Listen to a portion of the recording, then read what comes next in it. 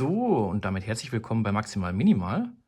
Mein Name ist Max und heute gibt es mal ein kleines Häuserbeleuchtungsvideo, denn wir haben ja noch ein Gebäude zu beleuchten, nämlich die große Brauerei. Und da hat die Lilly schon wirklich viel Arbeit geleistet, ihr seht hier schon, da gehört nämlich das Dach drauf, hier alles mit schwarzer Folie gemacht, damit nichts durchscheint bei den Klebeecken, auch überall Lampen drunter geklebt. Ich glaube, ich kann auch mal das Gebäude mal generell vielleicht, beziehungsweise ich mache erstmal das Dach hier ab. Hier auch alles schön schwarz ausgekleidet. Ich habe jetzt gerade eben mit Vago-Klemmen die beiden Lampen, die runterhängen, die Industrieleuchten, dann verkabelt und dann ein Loch drunter gebohrt, dass wir das natürlich auch unter die Anlage dann setzen können. Und auch hier bei dem Anbau ist natürlich auch eine Lampe. Ich hoffe, das kann man erkennen. Hier. Und ja, was jetzt noch fehlt, so als kleines Schmankerl, wie man so schön sagt, haben wir hier noch so eine weitere Industrieleuchte, die wir aber außen anbringen werden. Das heißt, irgendwo in dem Bereich oder dem Bereich, da bin ich jetzt noch am Überlegen. Und ich würde sagen, das machen wir gemeinsam. Wie gesagt, hier verschaltet ist es schon. Ich muss mal ein bisschen. Verschaltet ist es schon. Und dann können wir nämlich das Ganze positionieren, die Löcher auch durch die Anlage bohren und dann auch das Ganze verdrahten. Und dann zeige ich euch, würde ich mal sagen, auch, wie wir das in Rockrail anlegen können. Also gerade so schaltbare Artikel, sage ich mal so, oder Schaltartikel, um dann nachher die Lampen eben über PC nachher steuern zu können, beziehungsweise auch automatisiert mittels Uhrzeit dann nachher verstellen können. Und dann wünsche ich da ganz viel Spaß dabei. Und ich würde sagen, wir fangen jetzt einfach mal an mit der Industrieleuchte. Wir packen die mal aus, da gemeinsam.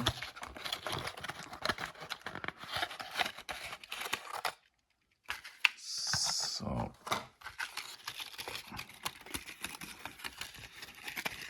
Können wir hier.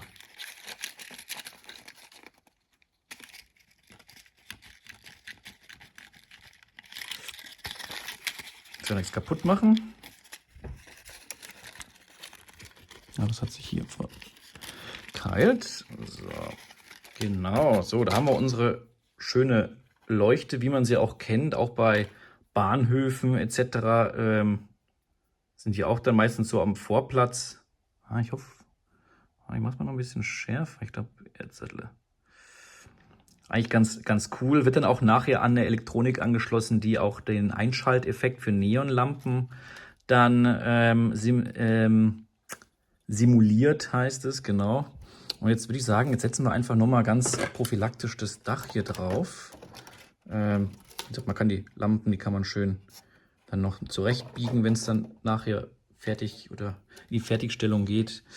Aber jetzt schauen wir mal, wo macht es denn am meisten Sinn? Hier ist nämlich ganz cool. Hier wäre jetzt über dem Eingang. Jetzt muss ich natürlich wieder scharf machen.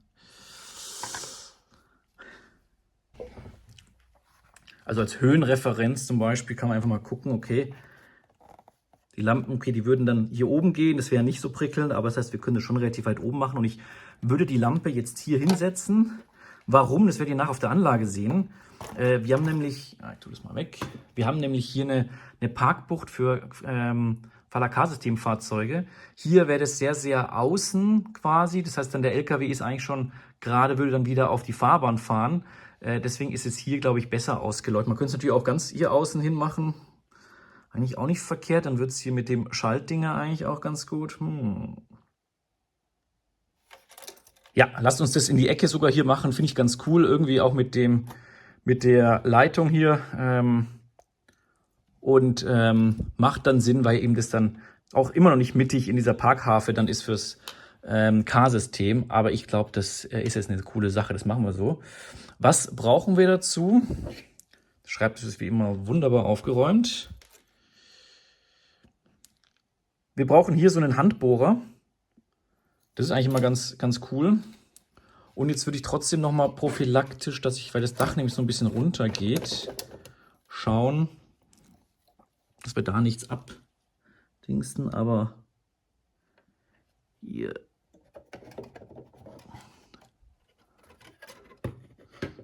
So, unten machen wir das hin. Und dann bohren wir da einfach durch. Kontrollieren nochmal. Sicher ist sicher. Ja, das ist perfekt.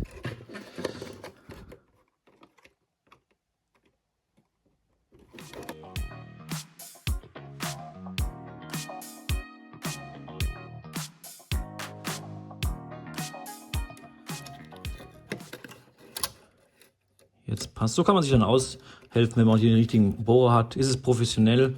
Nein, natürlich nicht.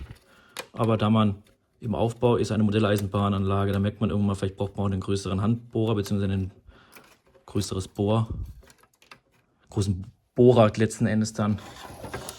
Und dann passt es. Ja, das sieht doch gut aus.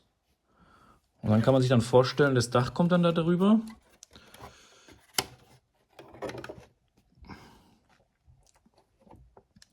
Perfekt. Und ist dann auch, wenn ich die andere Lampe, wie gesagt, da ist ja unten noch das Gelbe hier noch mit dran. Aber das ist dann, wenn man das noch ein bisschen runter, dann ist es wirklich sehr, sehr ähnlich oder relativ gleich, oder? Wenn man das jetzt hier so unten, der Boden, perfekt. Soll keine Werbung sein, gell? Also. So, und dann, was ich dann immer gerne mache, ich klebe dann das Ganze mit Heißkleber hin. So, jetzt machen wir das Ganze mal auf. Und jetzt kleben wir das jetzt einfach mal. Ich tue es mal ein bisschen näher hin.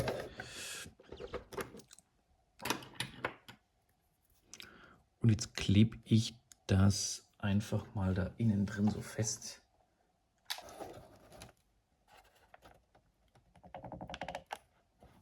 So, jetzt.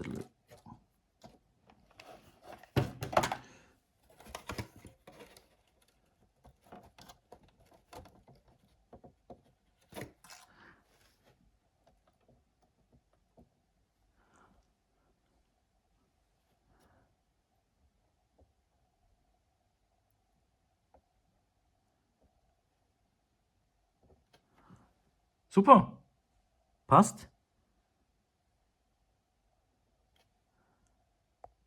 So, jetzt wo wir die Lampe montiert haben, jetzt werde ich noch mal unten quasi, ich weiß nicht, ob man es sieht, ganz hier im Eck werde ich noch mal ein Loch bohren, um dann das Kabel von der Außenleuchte dann sozusagen draußen zu befördern. So, und jetzt habe ich hier ein Loch gebohrt. Ich mache mal ein bisschen schärfer unten. Seht ihr hier, und dann kommen hier unten die Kabel raus. Ja, ich glaube, jetzt haben wir es soweit fertig. Also wir haben jetzt hier die Kabel, habe ich ja schon vorbereitet. Die sind an dem, für den seitlichen Teil, die sind hier dran. Da werde ich dann ein Loch in die Platte bohren. Und weil hier ist nämlich schon ein Loch, also sozusagen ist ja unten alles frei für die eine Einrichtung. Hier ist auch was drunter und ich würde sagen, jetzt gehen wir mal zur Anlagenplatte und werden da jetzt mal die Löcher bohren durch die Anlage durch, um dann auch die Kabel unten verlegen zu können. Bis gleich! So, willkommen zurück auf der Anlage. Ihr seht hier, die Lilly hat schon auch alles, schon den ganzen Untergrund, weil da ist quasi keiner dabei, schon alles ausgestaltet. Da ist noch ein bisschen Schmutz. Und ich habe jetzt hier noch ein paar Löcher eingezeichnet und die werde ich jetzt einfach mal bohren.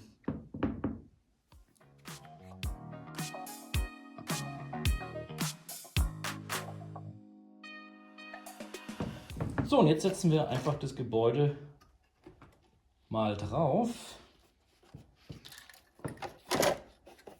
Ja.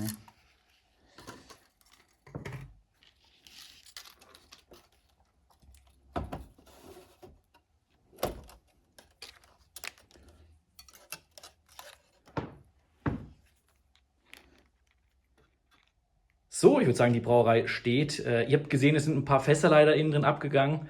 Ich glaube, da darf die Lilly nochmal nacharbeiten und nachher die Sachen festkleben. Ich habe auch 2, 3 Fässer oder sowas leider eingesaugt. Aber die kann man auch nachher wieder rausholen, setzt es dann hinten ganz entspannt. Das ist der Vorteil, wenn man die Gebäude flexibel baut und auch die Dächer abnehmbar macht, etc., dass man einfach dann nachher das einfach wieder abstecken kann, das Gebäude hochlupfen kann und dann gibt man es fest und tut es wieder hin. Aber das tut nichts zur Sache, das macht an dem ganzen Projekt jetzt überhaupt nichts. Ich würde sagen, wir gehen jetzt mal unter die Anlage und machen mal die ganzen Kabel fest. So, ihr seht, hier kommen die ganzen Kabel hier raus. Hier hinten sind auch nochmal welche, die rausgucken. Und da wir ja die Vakuumklemmen nutzen, haben wir natürlich auch hier so Halter. Kennt ihr ja auch alles schon bereits. Und da würde ich jetzt erstmal so ein paar hinschrauben, bevor es dann direkt weitergeht.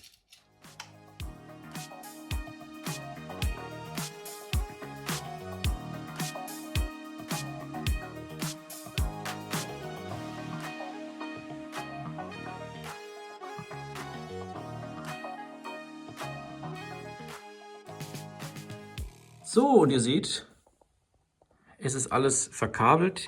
Hier habe ich Luft gelassen, dass wenn man das Dach abheben möchte, kann man das dann zur Seite legen. Deswegen ist das Kabel hängt dann ein bisschen runter. Alles schön mit Vakuumklemmen gemacht.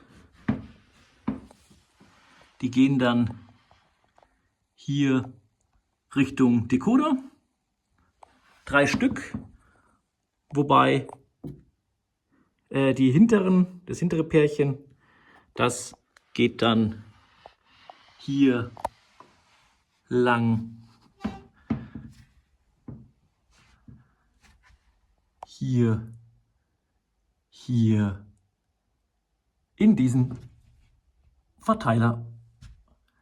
Man sieht auch hier ganz cool, da ist nämlich das letzte Kabel, hat nämlich hier Ader-Endhülsen, die anderen nämlich nicht. Das heißt, da merkt man schon ein bisschen den Fortschritt. Gut, bei den anderen, da musste ich jetzt einmal einen Bananenstecker hinmachen, weil ich das natürlich so gemacht habe. Ich wollte es nicht alles umstecken, aber da ist natürlich irgendwann mal, wenn man wirklich Langeweile hat, dann kann man dann viel, also andere Verteilerplättchen, alles anders verkabeln und natürlich alles mit Vakuumklemmen machen. Aber ich glaube, da braucht man echt viel Langeweile dann. Aber man sieht da mit der Zeit den Unterschied, den man dann hat zwischen eben solchen Bananensteckerverteilern und dann eben solchen Vakuumklemmen. Super, und ich würde sagen, alles ist verkabelt. Wir gehen mal in Rockrail rein. So, und jetzt befinden wir uns in Rockrail selbst drinne.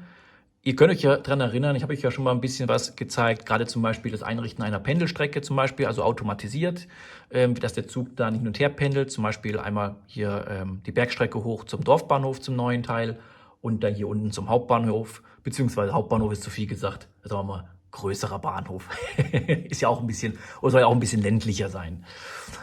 Ja, deswegen springen wir direkt hier rein. Wir wollen jetzt ja gucken, wie wir sozusagen Schaltartikel dementsprechend dann hier in Rockrail einpflegen. Also Schaltartikel bzw. wie auch Lampen natürlich in der Hinsicht dann oder in dem Fall. Und das können wir ganz einfach machen, wenn wir erstmal unter Gleisplan gehen und dann Plan bearbeiten. Dann kommt auch schon hier dieses Symbol hinzufügen. Und dann nehme ich zum Beispiel immer unter Zubehör dieses Symbol aus. Ihr könnt auch ein anderes hier nehmen zum Beispiel. Ich finde die nur ganz cool. Das obliegt euch wirklich selbst. Ihr könnt auch diesen runden Kreis nehmen. Ist ein Ausgang. Das ist als Ausgang. Und dann würde ich jetzt einfach hier oben 1, 2, 3 für 3 schaltbare Lampen. Ihr wisst ja, wir haben 3 verschiedene Gebäudeteile. Wobei im Hauptgebäude in der Mitte sind 2 Lampen, die wir zusammengeschaltet haben, eben mit diesen Vakuumklemmen. Und diese Außenlaterne, die wir gemeinsam angebracht haben, die ist bereits angeschlossen an dem Modul, sozusagen, das dann das Einschaltflackern der Neonröhre symbolisieren soll oder simulieren soll vielmehr. Und deswegen müssen wir hier das nicht reinmachen oder rein implementieren. Wir können uns auch jetzt wieder schließen. Ich kann es euch ja mal zeigen, was jetzt wichtig ist. Zum Beispiel, gehen jetzt weiter bei Ausgänge rein. Da ist zum Beispiel also ihr seht jetzt hier erstmal, das sind wirklich alle Ausgänge von der Anlage, das ist schon echt viel.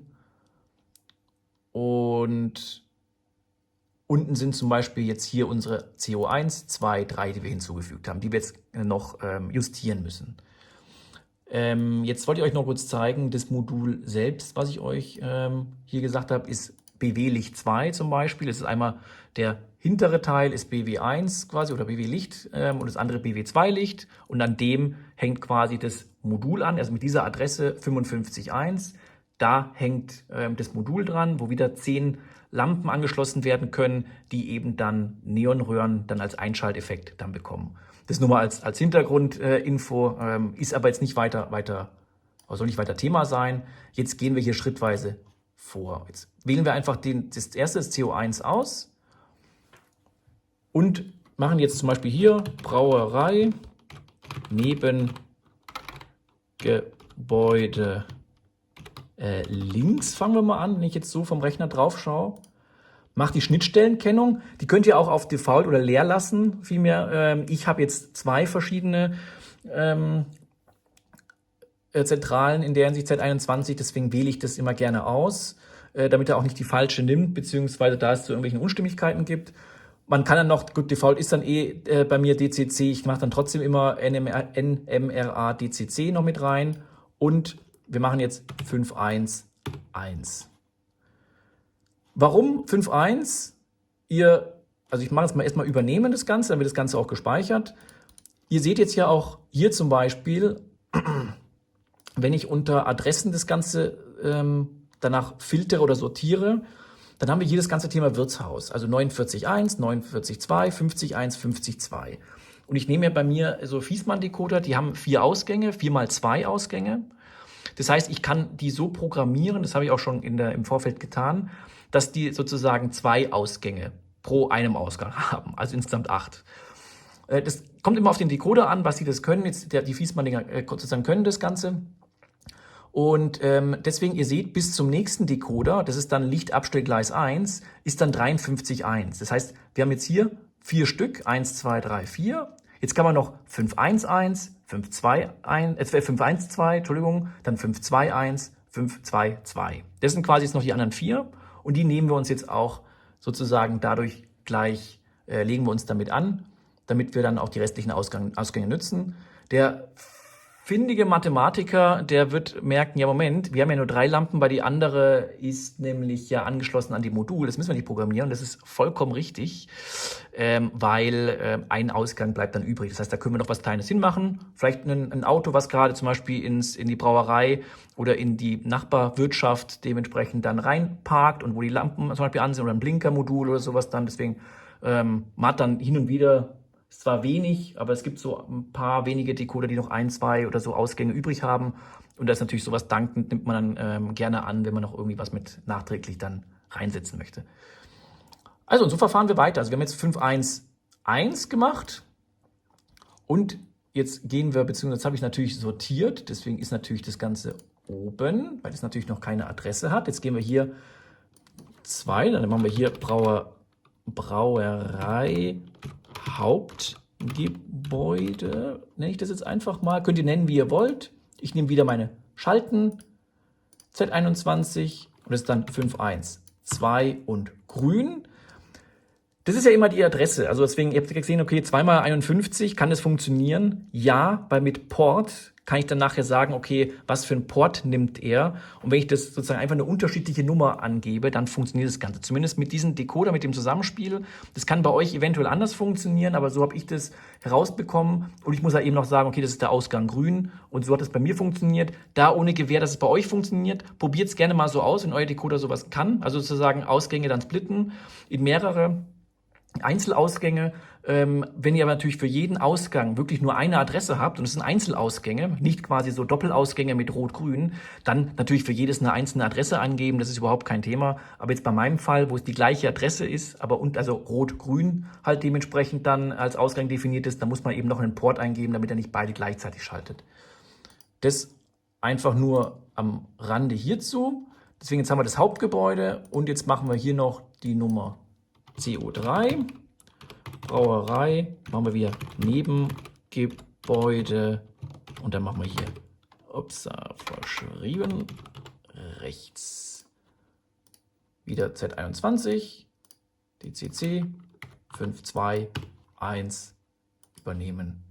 Super. Und dann haben wir jetzt hier links Hauptgebäude, rechts. Und dann können wir das Ganze übernehmen.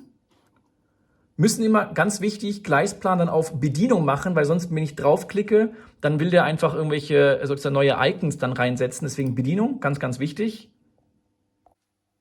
So, jetzt wollen wir natürlich auch gucken, ob unser Gebäude bzw. unsere Gebäudeteile auch so funktionieren. Also wir sehen hier Brauereigebäude oder Brauerei-Nebengebäude links.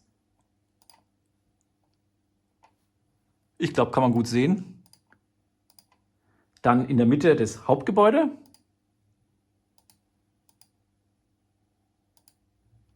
Und das kleine Nebengebäude rechts. Und wenn ich alle zusammen mache, sieht auch süß aus. Innen drin ist es sogar auch eingerichtet, von dem her schön, sehr gut. Jetzt würde ich aber sagen, jetzt machen wir die erweiterte Funktion für Fortgeschrittene. Ach, das klingt so böse, nein. Nee, Spaß. Jetzt wollen wir das Ganze hier auch gucken, okay, hey, ich für meine Seite zum Beispiel, ich möchte das nicht schalten. Jetzt, Lampen sollen bei mir automatisch angehen. Die es schalten wollen oder auch Sachen dann sagen, hey, die wollen die selber manuell dann, egal ob es jetzt Lampen sind oder irgendwelche Signale etc., können da aufhören. Das ist dann sozusagen das Thema, wo es passt. Aber wir wollen es jetzt, oder ich möchte jetzt das Ganze automatisiert, dass sozusagen die Lampen angehen. Und das machen wir jetzt auch nochmal in Rockrail. So, und jetzt springen wir wieder direkt in Rockrail rein. Es gibt nämlich noch eine zweite Tabelle, die nennt sich Lichtsteuerung, wo man nämlich automatisiert Sachen schalten kann. Und ihr seht, das ist auch, wie gesagt, eine riesen Tabelle. Die Kennung heißt genau gleich wie der Ausgang selbst bei mir. Das kann jeder aber machen, wie er selber möchte.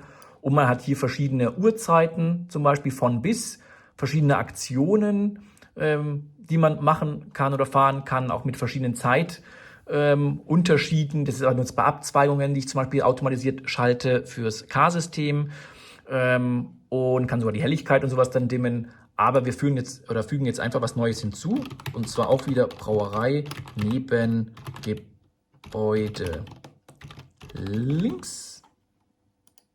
Dann suchen wir hier uns unser Brauerei-Nebengebäude links.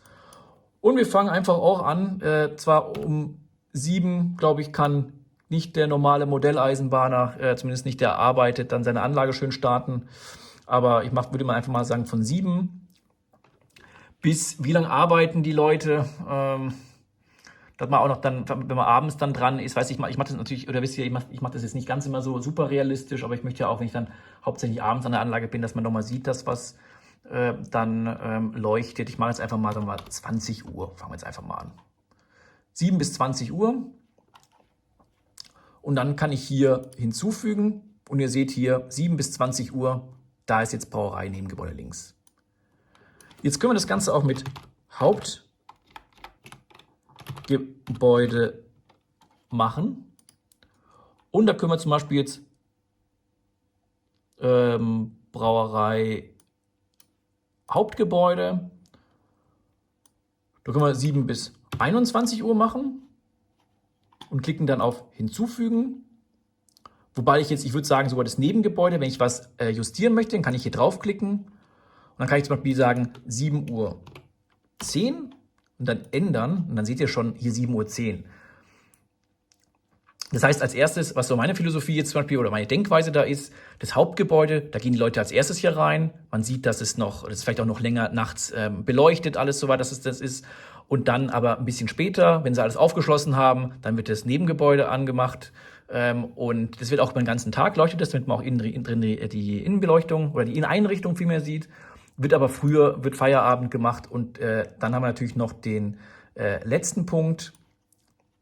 Und da machen wir das Ganze dann hier weg und sagen dann rechts, dann Nebengebäude rechts. Und da können wir ja sagen, okay, rechts, da ist dann eher Lager, deswegen da machen wir dann 15 bis 19 Uhr, sagen wir jetzt einfach mal, und sagen wir hinzufügen. Also erst geht immer das Hauptgebäude an um 7, bis 21 Uhr ist da am längsten, danach wird dann das linke Nebengebäude sozusagen aufgesperrt, wird auch ein bisschen kürzer, und dann das Lager in der Hinsicht dann 7:15 Uhr am spätesten und wird dann auch um 19 Uhr wird das Ganze dann wieder ist Schicht im Schacht. Dann übernehme ich das Ganze noch, klick OK, das war's. Also mehr ist es nicht. Und ihr seht auch, ich habe OK gemacht und schon wird es hier grün dargestellt. Das heißt, hier unsere Brauerei geht schon an. Weil natürlich jetzt, ihr wisst ja, zwischen 7 und 19 sozusagen, da sind auf jeden Fall irgendwelche Lampen an, oder 7, genau, 7, 19. Und ihr seht, automatisch ist jetzt alles an. Und wenn ich jetzt auch bei mir klicke zum Beispiel auf das grüne Symbol, es flackert kurz, aber der Computer sagt, ich bin nicht doof. Ich weiß, dass die Uhrzeit richtig ist und macht das Ganze wieder an. Und jetzt seht ihr auch natürlich dann, okay, das funktioniert alles. Und jetzt spielen wir noch ein bisschen rum. Das ist jetzt ein bisschen gemein, das ist Trick 17 zum Testen, kann ich euch wärmstens empfehlen. Und zwar, man kann natürlich dann auch hier, wenn ich hier nach Uhrzeit gucke, zum Beispiel, dann kann ich hier Datum, Uhrzeit ändern. Und dann können wir noch ein bisschen cheaten. Die Computerspieler von euch wissen es vielleicht, aber ja, man kann natürlich auch ein bisschen dann hier gemein sein und zum Beispiel einfach sagen, wir haben jetzt den 2. August, Uhrzeit 15 Uhr, okay, es ist schön, aber zum Beispiel, wir wissen, um 5 Uhr nachts dürfte nichts sein. Ich ändere das Ganze mal eben und zack geht's aus. Und genauso, jetzt wollen wir aber auch gucken, funktioniert denn unsere Außenlaterne auch? Das heißt, da müssen wir gucken, ich glaube, es ist meistens, das dürfte so um die 20 Uhr auf jeden Fall, dürfte das Ganze sein. Da geht auf der ganzen Anlage jetzt alle Lichter an. Machen wir ändern. Einschaltflackern. Und, aber bei 20 Uhr geht natürlich nur das Hauptgebäude an. Jetzt können wir wieder ändern klicken. Mal gucken, vielleicht so Richtung, ich weiß gar nicht, weil bei dem anderen das Ganze losgeht, bin ich ehrlich. Machen wir mal 19 Uhr 19. 1 geht an. Ja gut, das andere war ja, machen wir mal bis 18, halt 18, 55. Zack. Aber jetzt geht natürlich das andere aus, weil das natürlich dann dementsprechend dann ist, halt dann verschaltet ist mit dem anderen. Aber ihr habt auch vorher gesehen, das Einschaltflackern funktioniert. Also ich würde sagen, wir haben die Brauerei angeschlossen und ja, ich glaube, hat alles funktioniert.